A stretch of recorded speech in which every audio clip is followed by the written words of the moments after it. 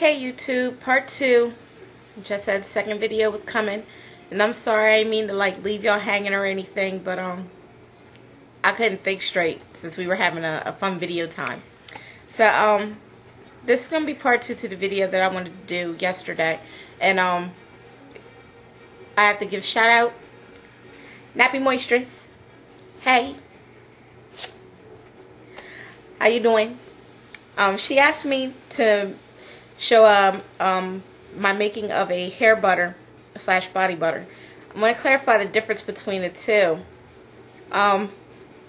It's a matter of a couple of ingredients between a hair butter and a body butter. A hair butter can or cannot have beeswax. See, this is beeswax bars.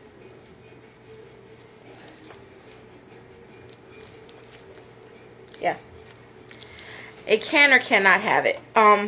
This particular one that I'm doing, I've opted to leave the beeswax out since I'm putting it in here. If I was putting in my daughter's hair, I would have no problem with the beeswax because she has you can't tell from that video, but she has a 3C, like a 3 type texture hair. I haven't done her Lois yet, so Lady KPNYC, if you are looking at this, I know about Lois. I haven't done Lois for her yet. So I'm gonna stick to what I know, which is the 3A, B, and the one that has been created for women that have multiple of the 2 textures, 3C. Brianna's hair is more of a 3C with mixtures of 4A in it, and because of that, she can tolerate beeswax. It doesn't clog her hair up, and it doesn't make it sticky or anything like that. And I can't. If I put beeswax in my hair, it's pretty much gonna lock up on me, and then I'm not gonna be able to get it out. It's gonna take several washes. So, showing the beeswax because you can put it in body butter. You can use beeswax in a body butter, and that'll be just fine. You don't have to worry about clogging the pores as long as you're using certain amounts of it. Just keep an eye on your amounts that you're using. So if you can find the beeswax bar and you're going to grate it, you're asking, okay, how do you use it? You chop it up. You can chop it up, or you can take a cheese grater and grate it off the amounts that you need. I was going to use it, but I'm not going to. So okay, so nappymoistress's hair butter. Keep in mind, at any point during this, I could decide that I want to turn it into a body butter and put the beeswax in it. But if you're going to, you can just take your body butter after it's made, put it over top of a double boiler, and put some beeswax in it, melt it all together, and then whip it again. And that's how you do that. For the purpose of this, I have my book here, my hair butter. There's the ingredient list. This is not something I'm selling because it is basic. It can basically be done by anybody. There's nothing really too unique about it. So I'm going to share the amounts. See, aren't I generous? I'm generous. Okay, so this we'll say this will call this part 1 video. The ingredients are 2 ounces of cocoa butter. Right there. Can't see them. Let's do this way. This is my cocoa butter. Yes, it is 100% cocoa butter, but I haven't bought the bulk size yet. I'm getting around to it, but it's 100% cocoa butter. There's nothing else in it, and it's just in the tubes to rub on your body, which is actually convenient because they come in 1 ounce tubes. So 2 of those. 2 ounces of shea butter. I have the block sitting on the table. I'm not going to bother to show you because I don't have it measured out yet. Olive oil, 1 ounce. And if you guys are kind of people that are, you know, into spoons and tablespoons, 2 ounces is 4 tablespoons. 4 tablespoons of cocoa butter, or you can just do 2 tubes. 4 tablespoons of shea butter. 2 liquid tablespoons of olive oil. 2 liquid tablespoons of coconut oil, which I have here on the table. 2 liquid tablespoons of jojoba oil.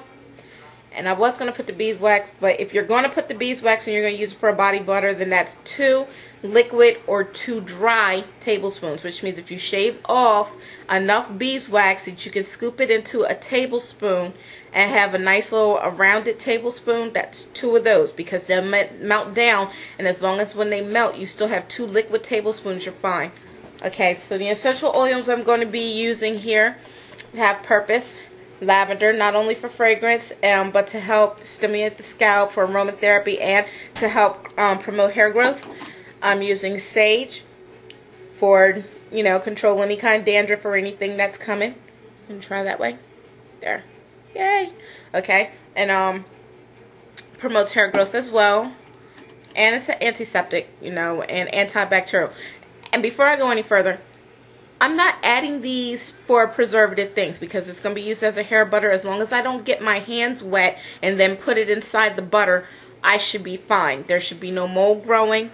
This should be fine. The same thing as a body butter. As long as you are not putting your wet hands into a container and then scooping it out and then putting it back in, you will not have that water transference to cause mold. But if that did happen, then I know I have my sage oil already in it and my lavender, and that'll help retard mold as well. I'm going to use some patchouli right there. And I think I'm just going to use that for fragrance. Fragrance is good. We all need fragrance. We like to smell good. Okay. What else am I going to use? Let's go back to the book, because I write things down. But I tried not to be too organized today. But I'm going to use 1 teaspoon of black castor oil. This is Tropic Isle Jamaican black castor oil. And I know you've seen that because the ladies love it. And it is good. I'm using it for moisture in this butter since it's going to be for hair. I'm going to use 2 teaspoons of grapeseed oil. Right there. Not the one that I usually buy, but that one's sitting in storage in Maryland, so it's got to stay where it is. But this is for luster, help add sheen, not shine, to my hair. For be hair sheens, it does not shine. Remember that. Sheen, not shine. There's the jojoba oil I talked about. Sorry, the label's all rubbed off. Here's my vitamin E oil that I'm going to add 2 teaspoons of that, and I'm using the 400 IU, and it's going to give it a little preservative factor, but I'm using that because of the moisture that's going to be in there. Do you see how thick that is?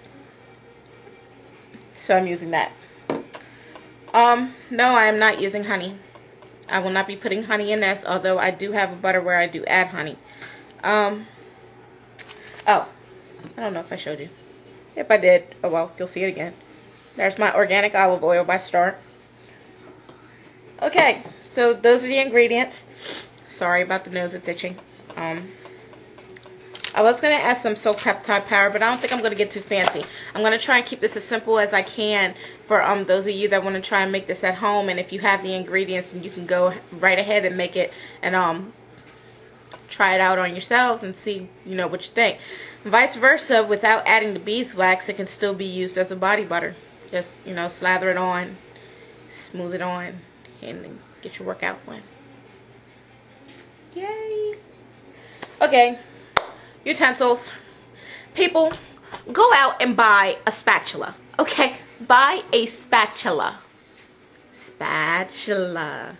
Because you can get all your goodies out of the bowl and use it to stir slightly. Stop using spoons. Stop using spoons to try and get stuff out. Spatula. Okay? My tablespoons. My glass bowl. My mixer. Simple, right? This is just a door band. Just a little D. Alright. Those are the ingredients. 9 minutes and something seconds. The next video I'm going to be showing you, you will see all of the ingredients already in the bowl, and I will be showing you how I melt it down. Alright? Get ready. Hair butter. Video number 2 coming.